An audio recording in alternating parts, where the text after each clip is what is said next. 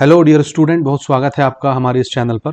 आज के इस वीडियो में हम बात करेंगे क्लास 10th साइंस के chapter number 16 derivatives of hydrocarbon के कुछ ऐसे इंपॉर्टेंट क्वेश्चंस जो आपके बोर्ड एग्जाम 2026 के लिए इंपॉर्टेंट होने वाले हैं। सबसे पहले हम इस चैप्टर की मार्किंग स्कीम के बारे में समझेंगे कि कितने नंबर के क्वेश्चन आपके इस पर्टिकुलर चैप्टर से आने वाले हैं और किस टाइप के आपको क्वेश्चन पढ़ने हैं, क्या पढ़ना है, क्या छोड़ना है। क्योंकि आप बुक देखते हैं, परीक्षा बोध, परीक्षा सार, जहाँ से भी आप अपने तैयारी करते हैं, जो भी एग्जाम मटेरियल आप यूज़ करते हैं, उसमें लॉट ऑफ क्वेश्चंस होते हैं जिनको देख के पहले ही हमारा बीपी शुगर बढ़ जाता है और टेंशन हो जाता है कि इतना सारा कंटेंट है, हमको उसमें क्या पढ़ना चाहिए, क्या छोड़ना चाहिए, यही कोई बताने वाला नहीं है। तो जी हम प्रस्तुत हैं आपको बताने के लिए। चलिए सबसे पहले मार्किंग स्कीम हम इस चैप्टर की समझते हैं और फिर बात करते हैं। यहाँ पर देखिए, सबसे पहले प्यारे बच्चों, एक नंबर के दो क्वेश्चंस आएंगे यहां से, जिसमें से एक क्वेश्चन आपका एमसीक्यू होगा, ठीक, और एक क्वेश्चन आपका फिल इन द ब्लैंक्स होगा। समझ रहे हैं? ये दोनों आएंगे, एक ऑब्जेक्टिव का क्वेश्चन, एक फिल इन द ब्लैंक का क्वेश्चन। तो जितने भी आपके सामने ऑब्जेक्टिव क्वेश्चंस आएंगे परीक्षा सार से, परीक्षा बोध से, उनको आपको पढ़ना है along with fill in the blanks. तो 2 नंबर आपको ये बिल्कुल देके जाएंगे। इसके अलावा 2 नंबर का एक छोटा सा क्वेश्चन आएगा, छोटे छोटे डेफिनेशन वाले क्वेश्चन, एकदम सिंपल चैप्टर है ये। वैसे तो चैप्टर बहुत बड़ा है, कठिन है, लेकिन अब इसका जो मार्किंग स्कीम है वो चेंज हो चुका है। तो सिर्फ 2 नंबर के क्वेश्चन इस चैप्टर से आने, तो हम आपको बताते हैं कि क्या पढ़ना है और क्या नहीं पढ़ना है। ठीक है, चलिए बिना समय गवाए हुए हम अपने इंपॉर्टेंट क्वेश्चंस की तरफ आगे बढ़ते हैं और मैं आपको एक पीडीएफ से बताता हूं, परीक्षा बोध की पीडीएफ से, कि आपको क्या पढ़ना है, क्या छोड़ना है। तो ये मेरे सामने आपके लिए परीक्षा बोध का पीडीएफ उपलब्ध है। इस पीडीएफ के अंदर देखिए, सबसे पहले तो भाई आप जितने एमसीक्यू दिख रहे होंगे, बिल्कुल हर एक एमसीक्यू को आप बनाएंगे कंपल्सेशन के साथ। इसको बनाना ही है, इसका कोई विकल्प नहीं है, याद रखिएगा। ठीक है, हर क्वेश्चन को पढ़िए आप यहां से, क्योंकि इन्हीं के अंदर से आपको कोई ना कोई क्वेश्चन देखने को मिलेगा। ठीक, और वो भी 2 नंबर देखे जाएगा, एक फिल इन द ब्लैंक से भी और ऑब्जेक्टिव से भी। तो ऑब्जेक्टिव आप यहां से पढ़ सकते हैं, हो सकेगा तो हम बाद में अलग से ऑब्जेक्टिव की सीरीज अपलोड कर देंगे। फिलहाल के लिए आप यहां से जो भी क्वेश्चन मैं अभी इंडिकेट कराऊंगा उतना आप पढ़ेंगे ऑब्जेक्टिव के साथ। तो भैया 2 नंबर का ही क्वेश्चन आना है, 2 नंबर ऑब्जेक्टिव में मिलना है, तो ऑब्जेक्टिव फटाक से पढ़ के आप प्रिपेयर कर लो यहां से। अब चलते हैं क्वेश्चन आंसर की तरफ कि आपको कौन कौन से क्वेश्चन यहां से पढ़ने हैं। तो पहला तो देखो, फंक्शनल ग्रुप पहचानने वाला क्वेश्चन 2 नंबर के लिए पूछा जा सकता है। तो यहां जितने क्वेश्चन आपको छोटे छोटे दिख रहे हैं 1 लाइन के फंक्शनल ग्रुप पहचानने वाले क्वेश्चन, उनको बिल्कुल पक्का कर लो। जैसे इन ethyl and propyl radical by adding functional group OH write the formula of compound produces. तो वैसे इस तरह के क्वेश्चन तो नहीं आते, आपको फंक्शनल ग्रुप पहचानने वाले क्वेश्चंस आएंगे, तो इसको तो स्किप करिए। फंक्शनल ग्रुप पहचानने वाले क्वेश्चंस हम करेंगे। ठीक, वो यहां से मिलेंगे आपको। देखिए ये वाले question, identify and right the functional group from the following organic compounds. इसमें फंक्शनल ग्रुप कौन सा है? ये क्लोरीन, ठीक है, क्लोराइड बोलते हैं। और इसमें फंक्शनल ग्रुप कौन सा है? OH, जिसको अल्कोहल बोलते हैं। आई बात समझ? इसी प्रकार से इस क्वेश्चन को भी आप प्रिपेयर करिए, इसी प्रकार से इस क्वेश्चन को भी आप प्रिपेयर करिए। जितने आपको आइडेंटिफाई करने वाले मिल रहे हैं उनको प्रिपेयर करिए। फिर ये भी क्वेश्चन नंबर 6 भी बहुत इंपॉर्टेंट है, 2 मार्क्स के लिए, ये भी आपको पढ़ना है। ठीक है, जितने भी क्वेश्चंस आइडेंटिफाई करने वाले आपको दिख रहे हैं, फंक्शनल ग्रुप पहचानने वाले, उनको जरूर कर लेना। जैसे यहाँ CHO है, एल्डिहाइड ग्रुप बोलते हैं इसको। OH है, एल्कोहल ग्रुप या हाइड्रोक्सिल ग्रुप भी इसको बोलते हैं। ये ब्रोमाइड हो गया।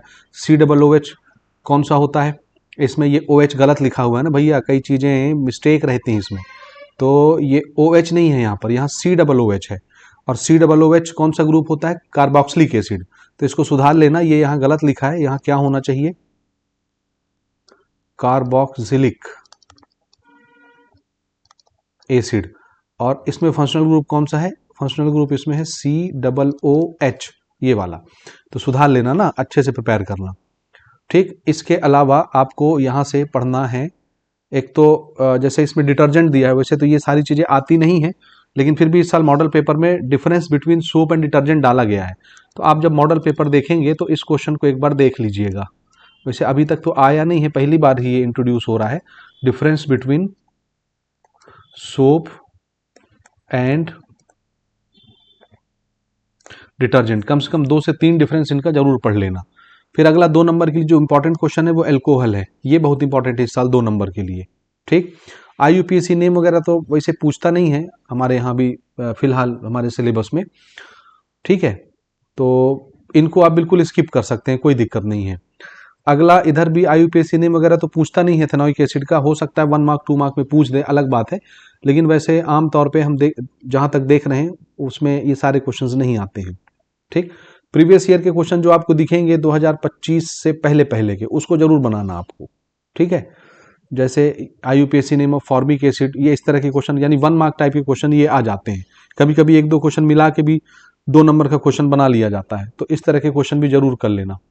ठीक, हाँ, ये पढ़ने लायक क्वेश्चन है 2-2 नंबर के ना, जैसे इसको प्रिपेयर करो, most important question, methylated spirit क्या है, एब्सोल्यूट अल्कोहल क्या है, और रेक्टिफाइड स्पिरिट क्या है। ये रिफाइंड नहीं होना चाहिए, रेक्टिफाइड होना चाहिए। ठीक, तो कुछ कुछ जगह प्रिंटिंग मिस्टेक रहता है, रिफाइंड भी बोल सकते हैं, इससे ज़्यादा अच्छा नाम इसका रेक्टिफाइड स्पिरिट है। ठीक, तो इनको जरूर प्रिपेयर करें। इसके बाद ये फंक्शनल ग्रुप पहचानने वाला क्वेश्चन जहां भी दिखेगा मोस्ट इंपॉर्टेंट है, तो इनको जरूर करना। OH जो है अल्कोहल है, यहाँ भी अल्कोहल है, ये क्लोराइड है, हेलोजन भी बोलते हैं ना इसको, और ये एल्डिहाइड है। ठीक, फिर अगला जो इंपॉर्टेंट क्वेश्चन है मोलासेस पढ़ो, जो शीरा चाशनी बचती है शुगर केन से निकालते हैं जो, उसको बोलते हैं। तो ये भी 2 नंबर के लिए बहुत इंपॉर्टेंट क्वेश्चन है, इसको भी आप नहीं छोड़ेंगे। ठीक, उसके बाद अगला मोस्ट इंपॉर्टेंट क्वेश्चन है आपका ये रिएक्शन, ये बहुत ज़्यादा इंपॉर्टेंट है 2 नंबर के लिए, इसको प्रिपेयर करिए। इथेन से इथेनॉल कैसे बनाते हैं, इसको हाइड्रेशन बोलते हैं ना। ये क्वेश्चन कई तरह से पूछा जाता है, जैसे आपसे परीक्षा में अगर ये क्वेश्चन पूछा जाएगा तो डायरेक्ट सिंपल इस लैंग्वेज में नहीं पूछेगा, वो पूछेगा explain dehydration of alcohol by chemical equation. क्या पूछेगा, इसी क्वेश्चन को किस तरीके से पूछेगा आप नोट कर लीजिएगा, एक्सप्लेन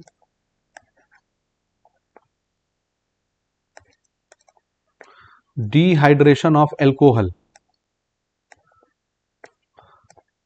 बाय केमिकल इक्वेशन। यानी केमिकल इक्वेशन से समझाना है आपको कि एल्कोहल का डिहाइड्रेशन कैसे होता है। समझ आई बात? तो आप ये केमिकल रिएक्शन जो है अच्छे से याद कर लीजिएगा, ये बहुत इंपॉर्टेंट है इस साल परीक्षा के लिए। ठीक है, समझ गए? आगे भी दिखेगा आपको ये, तो इसको जरूर से जरूर बना लीजिएगा। इसके बाद अगला जो इंपॉर्टेंट क्वेश्चन है यहाँ से पढ़ने लायक, वो ये क्वेश्चन है एस्टेरिफिकेशन। यानी ये क्वेश्चन भी घुमा फिरा के पूछा जाता है। कैसे? एक्सप्लेन द रिएक्शन, ये chemical reaction when ethanoic acid is react with ethanol, तो उससे क्या बनता है? आंसर ईस्टर बनता है। और यही क्वेश्चन कभी कभी एस्टेरिफिकेशन के नाम से आ जाता है, तो ये भी बहुत इंपॉर्टेंट है, क्वेश्चन घुमा फिरा के आता है, याद रखिएगा ना। तो इस रिएक्शन को याद रखना कि इथेनॉइक एसिड जब इथेनॉल के साथ रिएक्ट करता है, अल्कोहल के साथ, तो क्या बनता है? ईस्टर बनता है। तो बहुत इंपॉर्टेंट है, रिएक्शन जरूर याद रखिएगा, ये रिएक्शन पूछता परीक्षा में 2 नंबर के लिए। ठीक, तो इनको बनाना नहीं भूलिएगा। इसके अलावा इसमें बाकी क्वेश्चंस तो उतने महत्वपूर्ण नहीं है।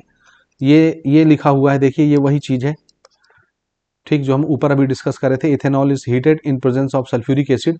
यानी अभी हम जो ऊपर रिएक्शन की बात कर रहे थे ना, इसकी डिहाइड्रेशन वाले की, अल्कोहल का डिहाइड्रेशन, ये वही है ना।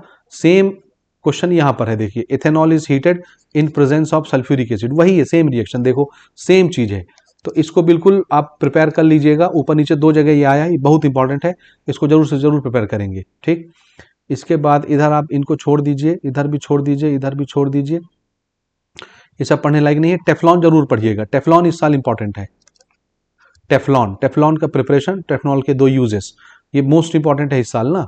ये टेफ्लॉन का प्रिपरेशन हो गया, केमिकल इक्वेशन आपको याद करना है, उसके बाद 3 यूज 2 यूज जो भी है आप इसको प्रिपेयर कर लीजिएगा।